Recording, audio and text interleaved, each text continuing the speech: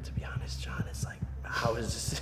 This is crazy. What takes more mental toughness, being a YouTuber or being a boxer?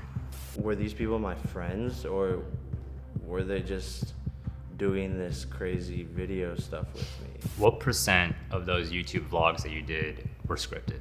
Why can't someone go from media to sports, but everyone can go from sports to media? Dude, can I confess something to you? Yeah.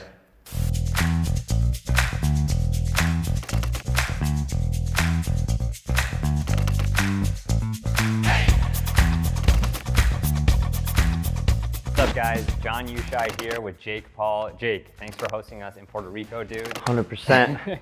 You guys made it.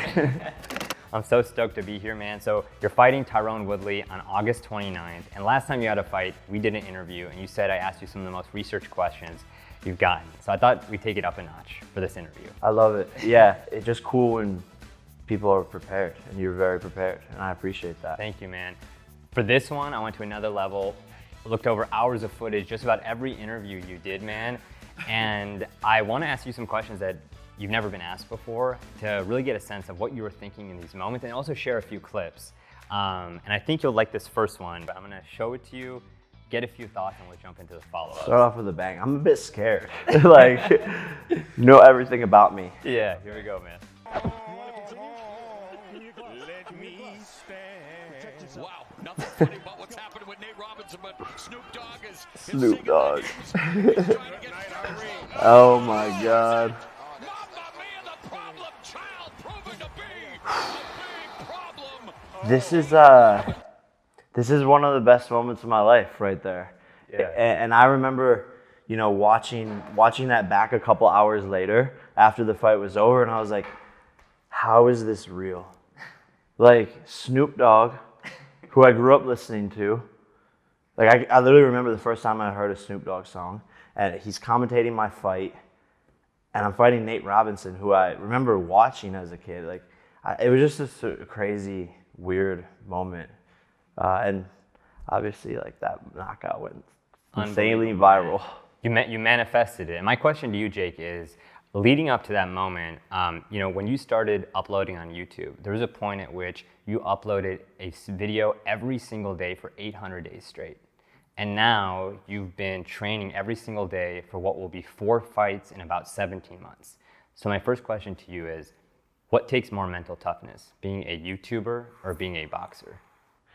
It's a tough one. You know, I think it's two different uses of mental toughness on two different spectrums. You know, I think being a YouTuber, it's a lot of creativity, and you're pushing your mind to get to a place that no one's ever thought of doing some sort of idea before. And then just the repetitive nature of being on camera every single day, bringing that energy, that's very demanding mentally. And boxing is it's more of like a slow churn and a slow buildup, but there's a lot more pressure and a lot more risk. So that can sort of like eat away at you if you're not careful. I would say overall, you know, they're pretty similar with just the overall demand, because boxing is a 24/7 thing. Absolutely. From sleeping to eating and recovery, studying film. Yeah. If I had to say, like, which one would I rather not do, only because of the workload, I would say I would rather not do YouTube. So I guess that maybe means that boxing is a little bit easier. Wow. Or maybe, yeah. I was not expecting you to say that. I think I was driving myself insane Yeah. doing YouTube. Yeah. It's almost like you were the Truman Show, except you were casting yourself in your own movie. No, exactly. And then you know, you start to blur lines of like reality versus what you're filming for a video. Like, I remember there would be certain times where, you know, we do certain bits and we were like sort of scripting the daily vlogs, and it was really like a reality TV show with sort of a script built into it, because we know we wanted to create storylines that could last for months at a time. And you'd be filming every single day, and like maybe I was supposed to not like someone on camera, or I was supposed to like that girl on camera, but then it becomes real and you're like, what's going on here? So yeah, it was a weird thing to go through. I'd say like YouTube is, and I know people have talked about it before and I've talked about it, but it's like, it's a scary job, honestly, because when you first start to taste that success and taste the views, you want to create this like almost never-ending cycle to keep on growing and keep on growing and keep on growing, and it can become a dangerous thing. What percent of those YouTube vlogs that you did were scripted? I would say it's like 50%. Wow. You know, sometimes there would just be like natural magic that happened on a day-to-day basis that would be super entertaining. But a lot of the times, I mean, think about it, like if I was just filming my actual life. Yeah. In LA, it's a lot more exciting, but like, oh, hi guys, I'm waking up, I'm eating, I'm doing emails, you know, I'm going on a vacation, maybe that'd be more fun. But to create something compelling that tens of millions of people want to watch, that takes a lot of effort. Filming, ideas, narratives, and then a whole nother side of it is like editing, which like the editing of a video is so important. So you had to really come up with real entertaining stuff, because if not, you're just going to get left in the dust. It's fascinating to hear you say, you know, the thing about scripting, because actually my next clip that I want to show you has to do with something you said on Logan's Impulsive podcast. So if people want to play that clip. I've done a lot of things in my career where it wasn't authentic. It was just to get people's reaction in a certain way, or get people to like me, or you know, just to do this because I knew it would get views. And I'm finally at a point where it's like, I don't give a flying fuck. I'm gonna be exactly who I want to be. I'm not gonna compromise my integrity. And yeah, it's so true. And I finally got to that place where I'm like, I don't care. Like, I'm just gonna be me, and people are either gonna accept that or not. And I had to genuinely come to a place where I was like, I have to be okay with people not liking the real me. Yeah. And sometimes that's tough, but it was very liberating. Yeah. When I sort of switched that dial, I just was happier as a person mentally. And I think there's a lot of positive things about the real you that people don't see, and I want to talk about in this interview. But with that clip, what would you say is the most inauthentic thing you've done on camera in the past that you would never do today? There's so many. I think like probably one of the craziest things that always sits in my mind is like, I literally got fake married to Tana and like sold it like it was 100% real, which in hindsight, it's like, it's just crazy to think about. And I got the attention that I wanted from it, but then afterwards I was like, it would have been better to just not do this and like not get that attention, because a lot of it was negative as well. So yeah, that was definitely the craziest moment. You know what's amazing about you transitioning and training to become a boxer is that you've taken all these marketing skills, and I feel like you're helping the sport. I wanted to show you, you know, having worked at YouTube, been at Google, I'm a man of data, and I wanted to show you this, the search interest in the word boxing across the United States and when it spiked in the past. It's spiking. This is over like a year-long period. 2 years. The spikes are Wow. when you fought Ben Askren, when you fought Nate Robinson, Wow. and when Logan fought Floyd Mayweather. This is so cool to see. This is like the actual hard data, because we get, you know, you could sit here and be like, oh, we're changing boxing or we're bringing more eyeballs, but yeah, this is the real proof. Numbers don't lie. They never do. And you know what? Another number that just blew me away was I looked up all the search interest in the boxers that you face. Ben Askren, for example, his search interest went up 2,100% when you boxed him. That's crazy. Yeah. I always say, like whoever is fighting me like becomes famous. Yeah. Like whoever I choose to fight sort of gets to this whole new level of celebrity and interest, and their following is like sometimes double or even triple. I remember even like after I beat Nate Robinson, you know, he like got like 1 million likes or like 500,000 likes on an Instagram photo when he was like normally getting 50,000 or something. Yeah. But it's cool to see those numbers because, and that's what we want. You know, I want to bring new eyeballs to the sport and grow people's interests in boxing. I want it to become a top 2, top 3 sport. And I think it has the potential to do so. 100%. You mentioned Nate. I know last time we were chatting, you said you had a phone call with him after the fight, after you knocked him down. What did you say in that phone call to Nate Robinson? We were DMing on Instagram. Yeah. And, you know, I was just like, hey, man, you know, try to use this to your advantage. Don't let this get you down. Make fun of yourself and just like take it for what it is.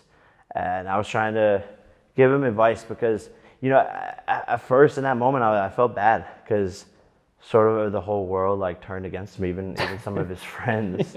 And it was rough to see. But I guess the other side of it is like that's what happens when you get in the ring. You have to be willing to accept both sides of the coin, no matter where it lands. But I was just trying to offer him advice, and I was like, hey, I think you can turn this into like business opportunities. Like you should make a shirt out of yourself or something like that. Just put the meme on it, like his merch, and just like go ham with it. Exactly. Yeah. Make a couple extra dollars and ride off into the sunset. Absolutely. Yeah, I think that like marketing advice, and even like when we look at that data, like the fight with you and Ben like popped off the charts for boxing as a search interest. The fight with you and Nate, obviously, but then with Logan and Floyd, actually you had a role in that too. And I wanted to play this clip, another one of my favorites. And I think Is it you the know. gotcha hat? Let's see this. Let's go. Let's make it happen. Yes, sir. Get the paperwork for this ball. Get Al Heyman. Absolutely. I don't need Al Heyman. Let me call Al Heyman. I'm my own Let's make it boss. happen. I'm my Bro. own One boss. night. Got your hat. Gotcha. Bro, everyone's faces just turn. His security guard's like smiling and then, oh shit. Man, I don't know what I was thinking there. I probably wasn't thinking. I was going to ask you, how far in advance do you think about what the headline will be of what you do in moments like that? That one was spur of the moment. Completely spur of the moment. So he brought me, he started talking shit to me in the press conference. Yeah. And I was like, oh, okay. You want to bring me into this? I'll play along.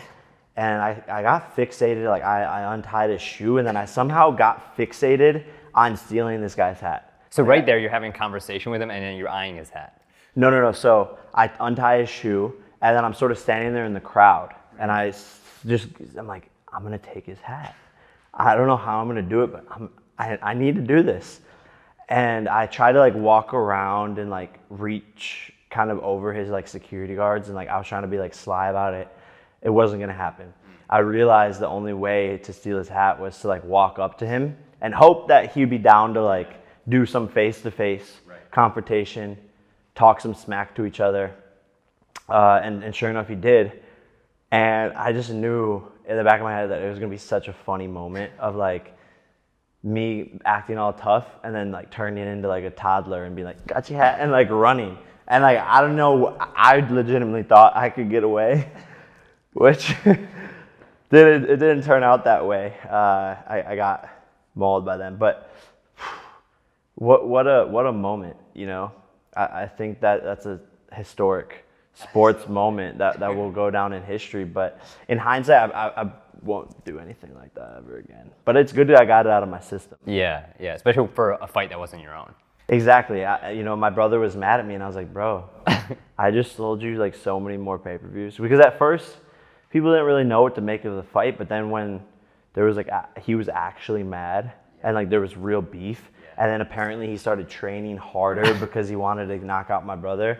I'm like, bro, I might have just made the fight harder. Yeah. But I sold you more pay-per-views at the end of the day. Do you think there's a part of Floyd and his team that appreciated what you did? I think in the long run. Yeah. I think at first he was genuinely pissed. But in the long run, I think Floyd's a smart business guy and knows like, okay, haha, he got me, but at the end of the day, he's winning from it as well. Absolutely. And it's interesting, you took the advice that you were trying to give Nate, which is you took that moment, you know, even though you got punched as a result of it, you made merch out of it. Yeah, I was like, bro, we got to capitalize on this moment. Like, gotcha hats. It's literally, it literally couldn't be any more perfect. And the people at FanJoy got the design up. Yeah. Like in literally 10 minutes. I think it was like record timing. Like the hats were for sale like 40 minutes after the actual incident. Incredible. How many of them do you sell? We sold a couple thousand. I think a couple 100,000 in like total revenue. $100,000. Oh, $100,000 total revenue. Yeah, a couple $100,000 Yeah. in total revenue. And then it turned into this other brand deal that I'm working with now for like this surf brand, Gotcha. So it's crazy, like funny business. And I mean, that one was sort of just spur of the moment. That's wild. 5 minutes turns into hundreds of thousands of dollars, brand deal, and just, it's genius. I think, like, speaking of smart businessmen, I wanted to show you the Forbes list of top earning athletes right now and just get your reaction to it, especially who's at the top of it. Yeah, I mean, it's amazing to see a fighter at the top. And that's why I'm so excited to keep winning. Like, the potential here and the level that I have gotten to as a fighter, like, to be honest, John, it's like, how is this? This is crazy. Because like you said, it's 17 months now, 3 going on 4 fights. Yep. And it's unheard of, the amount of business that is being done. And to see a fighter at the top of this list is awesome. Yeah. Conor McGregor at the top. Other names like, Cleveland native son like LeBron James. Like, you're at Sportico reported that you made $20 million as a boxer. Is that true? Is the number higher? The number's a little bit higher, but it's as of now, it's right around there. Yeah. But by the end of this year, if everything goes well, which that's what I work day in and day out and lose sleep over, I think I could be on this list somewhere here for sure. Is your goal one day to be the highest paid athlete, Jake, or just to crack the list? Like, you're an ambitious guy. Like, when you see a list like this, where do you see yourself on it in the next few years? I would be happy with being anywhere amongst these names. And the business side of it to me is very exciting. Yeah. I love it. I'm an entrepreneur, really, at the end of the day. That's how I started. And the little young Jake Paul dreamed of being a pro, high-paid athlete. For many years, like, that dream never was fulfilled, and I went into YouTube and, pursued other things. And now to think that I could circle back and be somewhere amongst the top 10 on this list, like, I would honestly probably cry. I would just like sit there and cry. But it's very possible, man. It's very possible to break into this list, and if potentially 2021, definitely 2022. I could see that. What percentage of your revenue today comes from boxing versus like YouTube, the entertainment stuff? If you had to like look at a pie chart. It's probably like 60 to 70%. 60 to 70% comes from boxing. Yep. So that 20 million, so the remaining 30% comes from like YouTube, like merch, like other like non-boxing related. Yep, sponsorships. And I guess like, I don't even know if you would include like my investments in there. Right. I guess like that changes it up a lot too, because I have my fund. Absolutely, yeah. Anti-fund. Shout out to Jeffrey. Shout out to Jeff Wu. Yeah. Amazing business partner. But that's been crushing it. I invest a lot of my own personal money into tech startups. I have some real estate investments. I'm big into crypto as much as I possibly can be on a day-to-day basis. And NFTs, the whole 9 yards. So, if you throw in like the total business, it's probably like 60% is boxing. 60. But it's a crazy business model, man. Like the amount of it's simple. It's not rocket science. Yeah. It's like make a fight, make a big event, hype it up, and put a price tag on it. And fighting is one of those things where a lot of people want to tune in, and people are used to paying for fights. Yeah. So the business behind it is crazy. Like when you just start to do some math on a $60 fight, if you sell 500,000 pay-per-views, you know, that's $30 million right there. So it's really hard to compete with that. But you squeeze out even more. Like I remember for the Ben Askren fight, you had your NFT drop with Origin, and like you were in the locker room doing the interview, like, and I think you squeeze so much out of a spectacle better than just about any creator out there. I remember your first fight with Deji. You won. Announcer comes to you, say some words, and you drop your merch line. Yep, and did a bunch of sales that day. Because this is how you got to do it. It's an attention. We're living in an attention-driven world, and attention is what drives business. And while you have the attention, you have to capitalize off of it. You know, the gotcha hat moment. Everyone's watching. I have all the attention. This is going viral. Sell something. Absolutely. You know. And it's getting harder and harder to monetize because there's so much more competition, and so you have to be ahead of the curve and be competitive and think of things differently and be faster and roll with the times, man. But if you have the attention, capitalize off of it.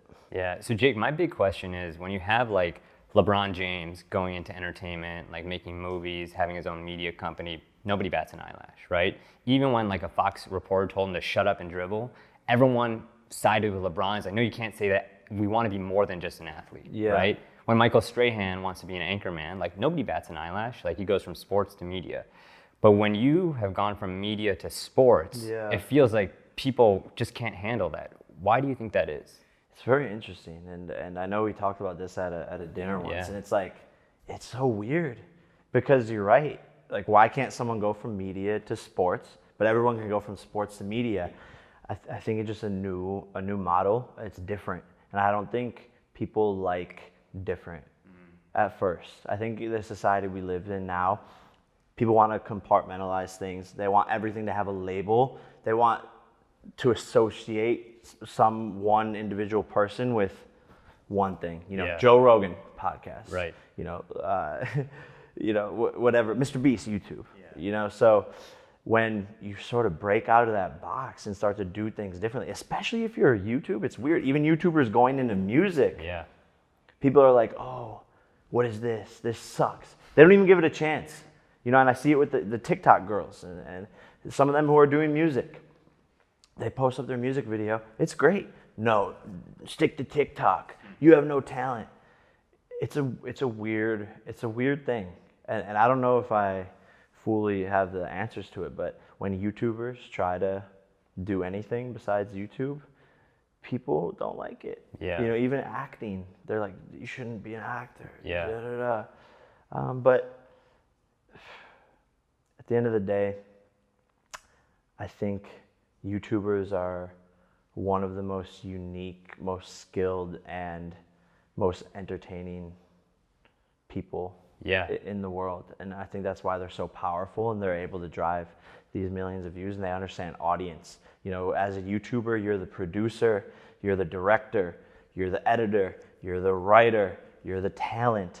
Where else in anything is that the case, where you have to do it all? You're the camera person, you're changing the batteries, you're the producer, like literally the list goes on. And so I don't think people give enough respect to YouTubers because it just seems like a fun, easy job where you just turn a camera on and start to record, but that's not the case, and every YouTuber knows that. Absolutely. Maybe it's because I worked at YouTube for so long, but whenever I see a YouTuber or creator starting a venture, I take it even more seriously. Yep. Because I know, like, the work ethic it takes to play all of those roles at once is going to make a successful entrepreneur, or at least one who's going to think about different solutions if they don't figure out the first time. Exactly. And the YouTubers, I think, like you said, the work ethic, it's nonstop. And I think hard work is one thing that will get you to the top of any industry, and it's something that is very lacking, or is lacking a lot in this generation. Just people see the things on their Instagram, and they want it right away. They're not willing to work every single day. They're not willing to fail and make all the mistakes. People ask me like all the time. They're like, well, I don't know what to do. Like, my parents don't want me to do anything. I don't know where to start. Just go. Just start. Just fail. Go try something and lose a million times, and you're gonna learn from all of that. People are scared to just put themselves out there. Yeah, that reminds me of a story that when you were younger, I want you to share this clip right here. You sent a cold email to Marc Cuban, and you put yourself out there. I want you to play this clip and tell This dude goes, I sent an email to Marc Cuban about locker room. I'm like, that's great. Obviously, he's not going to respond, right? Come downstairs next day. He's like, hey, I got a response from Marc Cuban. I'm like, no fucking way. What does it say? And Marc Cuban responded to Jake's pitch about this app called Locker Room that we I was made. And he actually said surprised. something like, it's a good idea, not a great one. That was actually about Team 10. I emailed him about Team You 10. fucker. You told me that was about Locker Room. No, he said I that don't was think Team so. 10. It was Team 10. I remember that. Because I mean, You told me. he put it on his wall. Yep. So pretty crazy actually, but someone gave me like Marc Cuban's email, and I was like raising money for Team 10 at the time. I was like, I'm just gonna email Marc and see what he says. And I didn't think he was gonna respond. And he's like, I think this is a good idea, not a great one. I was like, damn. And at first I was kind of like pissed off, but I was like, I'm just gonna prove to him and to myself and to the rest of the world that I believe in this idea, and I do think it's a good idea. And so I blew it up into like a poster and put it on right in front of my desk. And I would sort of sit there every single day and work and see that and be motivated by that, which it's crazy because it turned into a pretty revolutionary idea. Yeah, I remember this tweet you put out. It was like, I started a content house. Everyone else jumped into content house. I started boxing. Now a bunch of people are boxing. Did you ever have a conversation with Marc later on? And did you ever regret that decision to pass on Team 10, given how successful it became? We never had a conversation, I don't believe, later on. I don't know if he probably even remembers that moment, but I do remember there was a point where I was in Texas, staying near Marc Cuban's house, and I was there with everyone from Team 10, and somehow his daughter like found out that we were there, and she was a fan of mine and everyone on Team 10, and they like wanted to come over and like take a picture or something, or like get an autograph or something like that. I think I autographed something for them, but it's just funny how it like sort of came back around. But hey, by the way, like, not everyone has to believe in your idea. Right. Like, just because one person doesn't think it's a good idea or doesn't think it's going to work doesn't mean they're right, even if they are Marc Cuban. I've told people that's a bad idea, or I don't like that song, or this video is not that good, and I've been proved wrong. Not everyone knows it all, and you look at someone like a Marc Cuban, or people ask me about things in the content space, or you look at some of the most successful people and you think that they know everything and that their opinion is always right, and it's not the case. I think everyone on this rock, we're literally on a rock going 800 miles per hour right now, we're all learning and figuring stuff out as we go, and it's okay to be wrong, and it's okay to prove people wrong, and it's okay if you think your idea is dope and Marc Cuban or Jake Paul or Jeff Bezos or 10,000 people don't think it's a good idea. If you do, keep on fighting for it. And if it turns out you just keep on failing and failing and failing after years and years of hard work, then maybe they were right, but maybe they're not. Maybe that idea is going to turn into $1 billion thing. What's another, because putting yourself out there in cold emails to me go so hand in hand. Like so many cool opportunities have come from like me sending cold emails, me getting cold emails. What's another example of a cold email you sent to somebody that turned into an opportunity that affected your life? Yeah, it's a good question. Real quick, 15 seconds. If you guys aren't already subscribed, make sure to hit that subscribe button, ring the notification bell. It would mean the world with all the work I put into these interviews. And by the way, you won't want to miss next week's interview, which is going to be with Logan Paul. I haven't told anybody yet, but I figured because you're watching this long, you should know. Hit that subscribe button. All right, back to the interview. I would say just off the top of my head, on the opposite side of things, a lot of the people who I've like worked with or have been the best employees or most creative people in my life or people that I've become friends with are from cold emails. Or, you know, my one buddy John like literally snuck into one of my parties that I was having, wasn't even invited, and that's how we met. And we've been friends and working together ever since.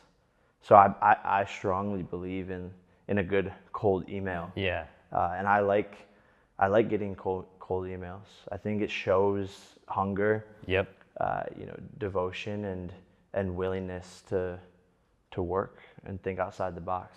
And if it's well crafted, I feel like it shows their work ethic in terms of like thinking concisely. You know, because if you could craft a subject line that's going to get your attention, you open it. Or I remember somebody sent me a cold email. It's like, hey, I know you ran a 4:43 mile time in high school. I'm like, how did you find that? Yeah. I'm immediately interested. That's sick. Yeah. Yeah, 100%. And you know, just doing things differently like that is how you get people's attention. I didn't think Marc Cuban was going to reply. Yeah. Sure enough, he did. And you know, it sort of turned into this whole motivational thing. So even if you send a cold email and there's no response, or even if you send a email and someone passes or doesn't like your thing, like, who cares? No harm, man. Keep going. I think that brings up like the next clip, because you did so much at a young age. You know, you were putting the camera on yourself, you were editing, uploading 800 days, you had these business ventures, and you had this really, I just thought it was a really self-aware thing that you said on the podcast with Logan. So I thought you'd play that clip. For sure, you went right from high school to Hollywood. Drop out of high school, 17 years old. Like, I'm in this fucking fantasy world, like, and all I'm doing is working and like doing random shit. Like, I don't feel like I matured until like the last like 18 months of my life, and it's the weirdest fucking thing because I like talk to people who are my age and like they're so much more mature than me, and I'm like, what the fuck? I'm very mad at that clip. It is true though. It's weird. It almost goes along with like the whole Disney star, like teen Disney stars like end up going crazy or go off the deep end because your life almost gets taken. For me, it was Disney plus business and YouTube and, you know, a couple of other things that I was just so focused on. But you get into this life cycle of like just work, and that's all you know, and you forget to like live life, or you forget to, you know, enjoy the cup of coffee or spend time for yourself. Yeah. And so in those pivotal years where you're changing, you're learning, you're growing, you're adapting, you're almost not taking care of yourself and what's happening on the inside, and you think everything's fine. You think, you know, you're doing the right things, but then when you sort of stop and take a step back and you're like, what just happened the past couple of years of my life? It's almost like shocking. And I think that's like going through that in such pivotal years of like 17 or even younger for like some other Disney kids. But like for me, it was a 17 to like 21 where I just felt like I was working all the time and I didn't actually even know who I was at the end of it. I was like, what do I like? What do I do when I'm not doing this? Do I have hobbies?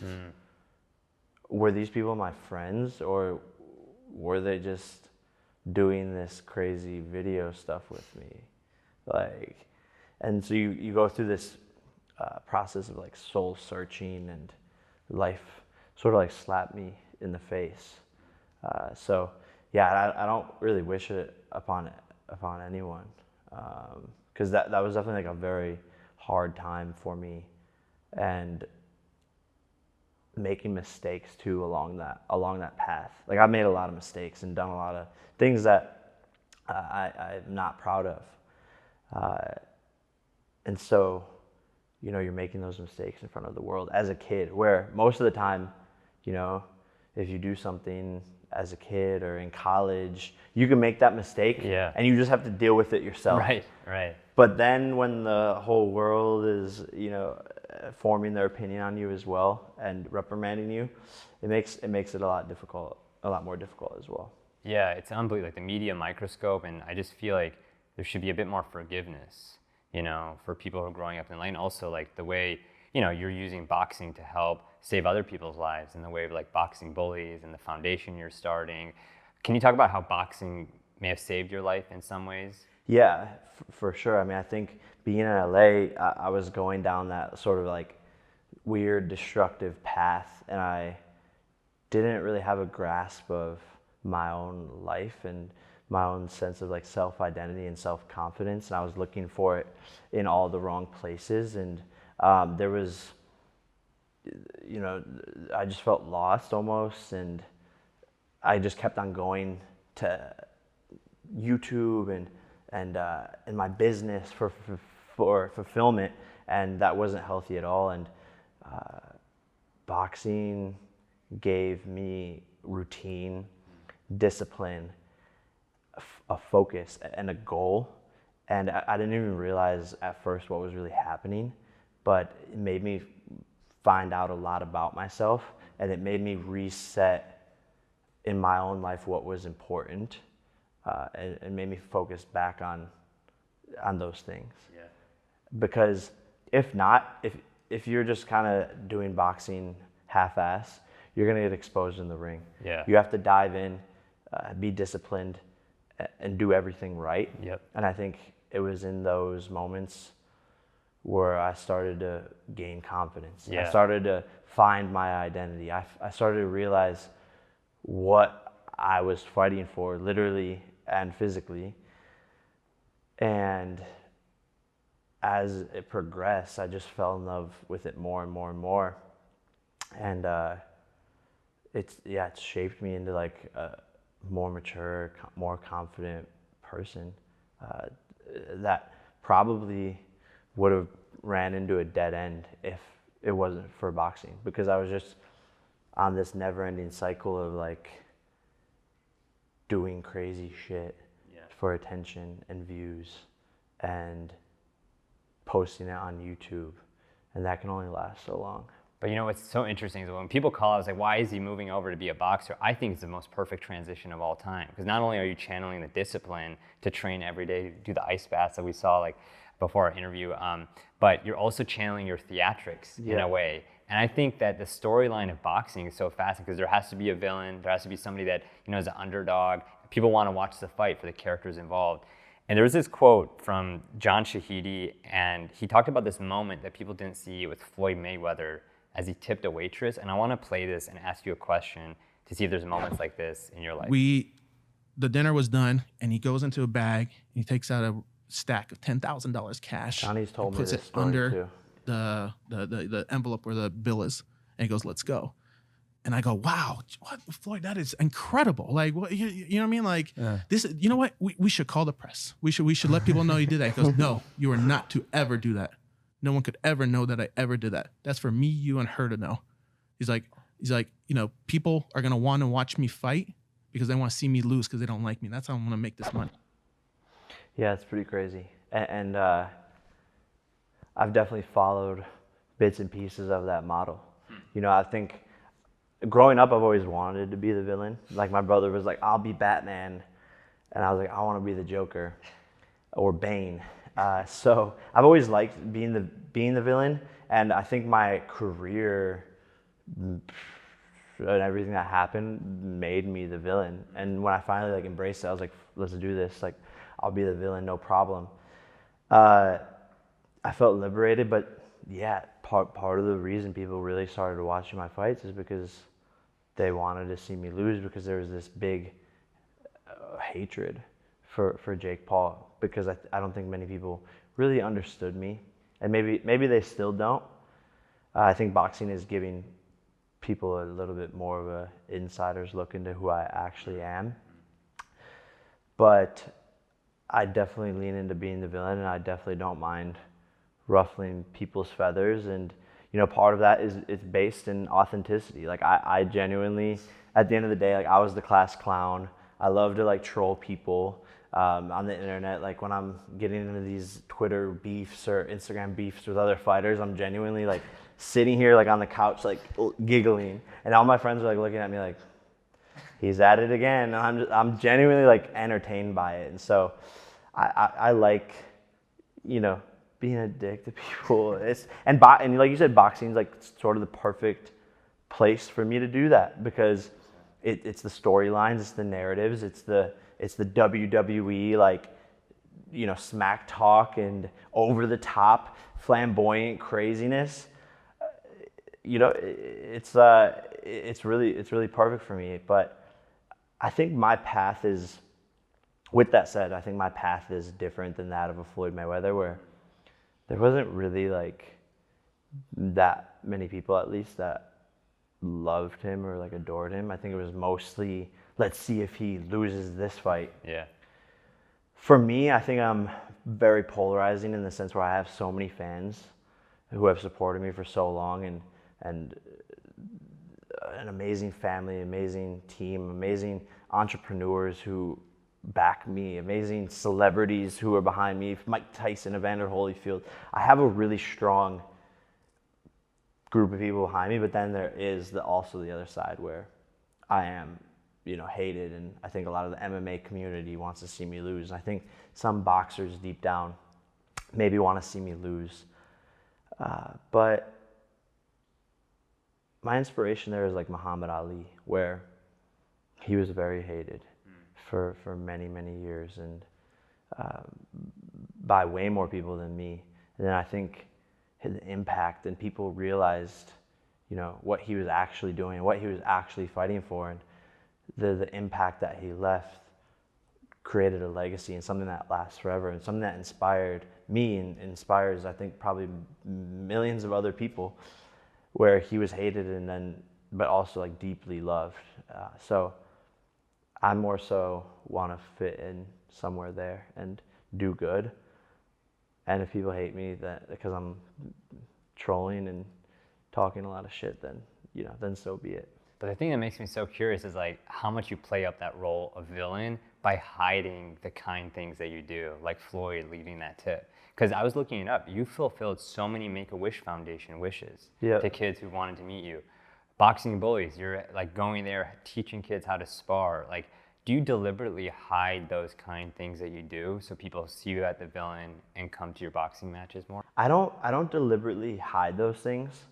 I think there maybe are some things where like I don't post some stuff because people will be like, oh, you know, this kid's just like a clown, or like he's too funny, or like he's not a serious boxer.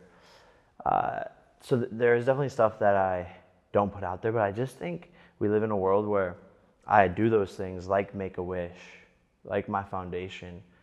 It just doesn't get as much coverage because people don't really care about the good stuff. Like, good news travels fast, bad news travels faster. Yeah. And that's just how we are innately as humans. You know, you focus on the negative stuff that's going on, right? Like, you know, everything that's happening in the Middle East right now. Everyone knows about it. Why? Because it's crazy. It's bad news. It's scary. There's probably a million good things going on in the United States, but you don't hear about it because people want to sweep that stuff under the rug. It doesn't get clicks. It doesn't spark conversation. And it's sad, to be honest. Like, it's sad, the society we live in. But I'd more so do those things because it's like actually impacting the kids and the youth, and the kids are the future. And I think if you can help them out or change the way they think about life or give them hope or inspiration or teach them some of the mistakes that I made, you know, that leaves an everlasting impact. Absolutely. Speaking of everlasting impact, years ago you went to watch LeBron play for the Cleveland Cavaliers, and now you're bringing it back home to Cleveland for this fight on August 29th with Tyron Woodley. I wanted to play a clip and get your thoughts about this moment. Into this stadium right here to watch LeBron play. I was somewhere in those stands, you know, screaming out, LeBron, notice me. And now I'm coming home. And like I said, my mom is, you know, I get emotional talking about it. My dad, like, this is where it all started for me. And It's crazy. It's crazy to sit and, like, I just see the moment I was at the game. Like, I think I was probably 12 years old, and at that exact arena, like, I can see it in my eyes now, like, boom, like, LeBron's playing, tosses the chalk up. I'm, like, wearing his jersey, trying to get him to, like, just even look at me or say hi or whatever.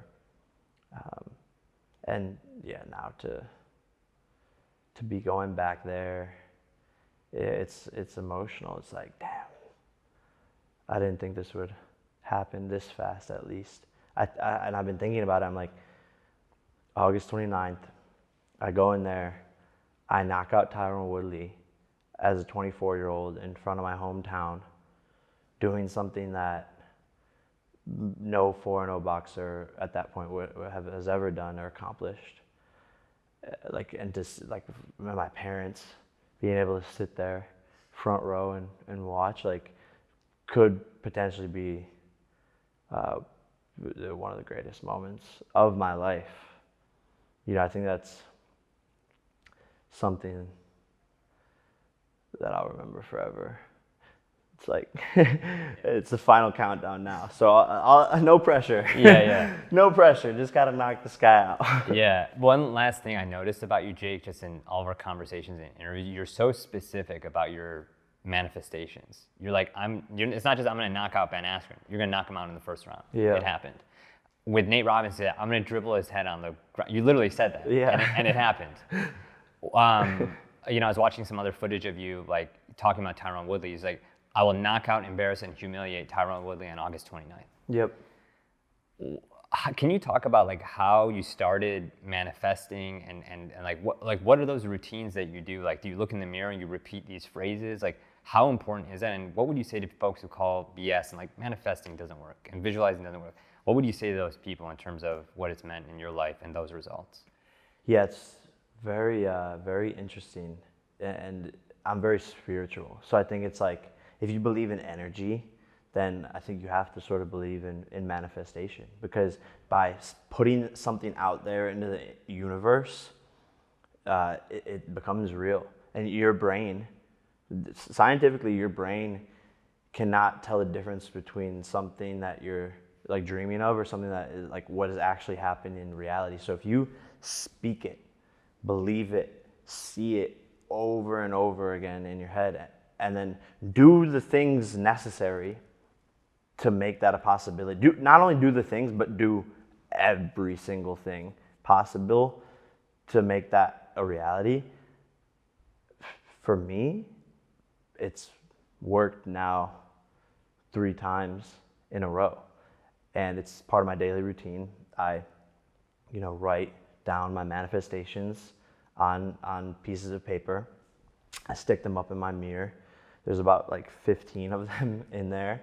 But the main one right now is I, Jake Paul, will knock out, defeat, and embarrass Tyron Woodley in the first round, August 29th, live on Showtime. And I say it probably, like, 20 times a day. I envision it.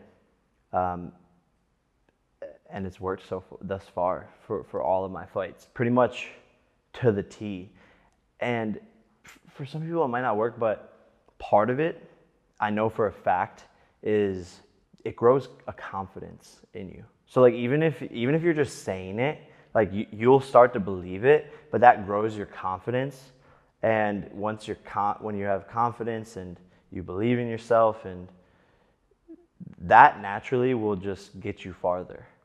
So regardless of what happens going into it, my mind I've told myself thousands of times now for the past couple of months that I'm going to knock him out, embarrass him in the first round. And I've envisioned it. And so when I'm in the ring and the bell rings, I literally dream to the T of the colors I'm wearing. The first person point of view, like I close the colors, like the gloves, the shorts. I see the crowd.